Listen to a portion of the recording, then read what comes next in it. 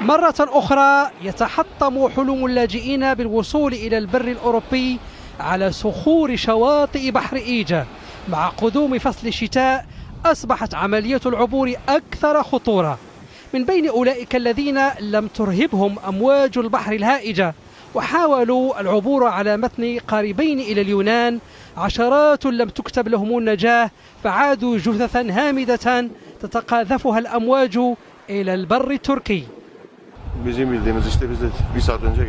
وصلنا قبل ساعة، سمعنا عن غرق زورق بعد أن ارتطم بالصخور. أعتقد أن هؤلاء الأشخاص ماتوا عندما كانوا يحاولون السباحة بعد غرق المركب، وجئنا هنا للمساعدة.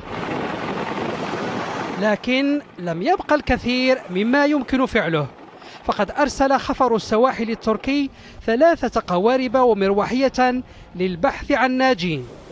تم إنقاذ 8 من بينهم هذا الرجل الذي نجا بنفسه وعبر سباحة في مياه متجمدة.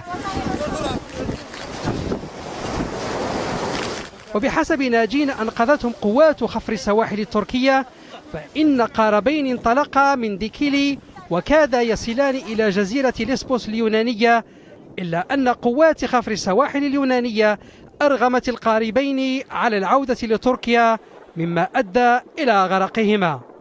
ووفق تقديرات الأمم المتحدة فإن 1,000,000 لاجئ دخلوا اليونان عبر جزرها المتناثرة في بحر إيجا العام الماضي، ومنها يواصلون الرحلة إلى دول أوروبا الغربية والشمالية، ما أدى إلى أكبر أزمة إنسانية تشهدها القارة الأوروبية منذ أكثر من عقدين.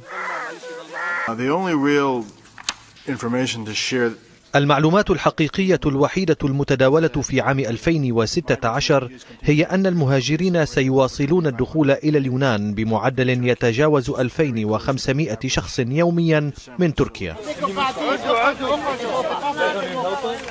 في غياب أي حل سياسي يلوح في الأفق للأزمة السورية، ورغم بؤس ظروف الاستقبال في الدول الأوروبية وقساوة الأحوال الجوية، إن ملايين السوريين المكتوين بلظى الحرب مصممون على خوض المغامرة المحفوفة بالمخاطر بحثا عن ملاذات آمنة.